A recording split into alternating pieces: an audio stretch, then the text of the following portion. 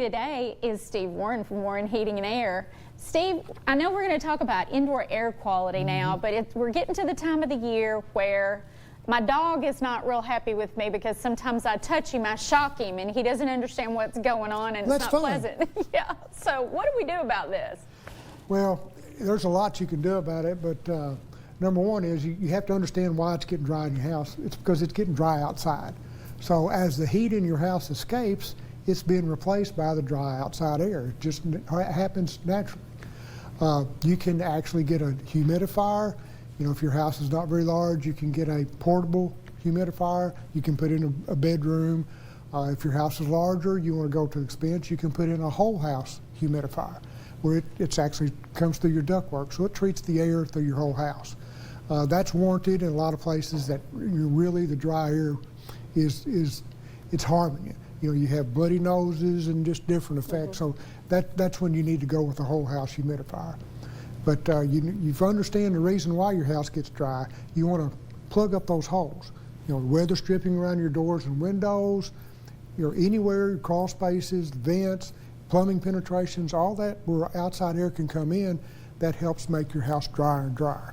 Well, you were just explaining that to me, and here all my life I've thought that just because we have electric heat that's why my house is dry, but you were explaining to me that is not the reason. It does contribute, but most people think, well, my heat's dry, it's a dry heat, that's why my house is dry. No, it's not. It's because the humidity level outside is so low and your air is being replaced inside. Gotcha. That's very eye-opening on that. And that also contributes to maybe some of the colds, and like you said, like if we get those bloody noses because it's really dry. The worst part about winter is that we spend a tremendous amount of time inside. You know, we're cooped up, we can't get out and play like we used to, the kids can't. You know, the grandkids and the children, they go to school, they're around a bunch of other kids, and they're going to bring viruses home. There are some indoor air quality controls you can put in place with your duct system, your heat and air system, that will actually purify the air, will kill viruses. It will kill mold, bacteria, a lot of things that they're good for. So if you have this issue at your house, you don't want to protect your house and your health, explore those. You know, contact your local heat and air company, whoever you use, ask them about, I need some clean air quality here, so what can you do to help us on that? There's a lot of things that can be done. Okay, that's good information, and I'll try to, I know I've got a small humidifier, but we may need to check into that larger one as well. They're dandies. All righty, and then changing those filters too? The filters are actually more important in the wintertime than they are the summer. You actually get more run time in the summer from running air conditioner, but in the wintertime everything's dry. You know, a lot of the dust in your house, you don't want to hear it, but a lot of the dust in your house is dead skin.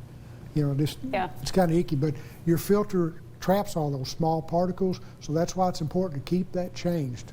Great information. Well, thanks for joining me today, Steve. He's always a wealth of information.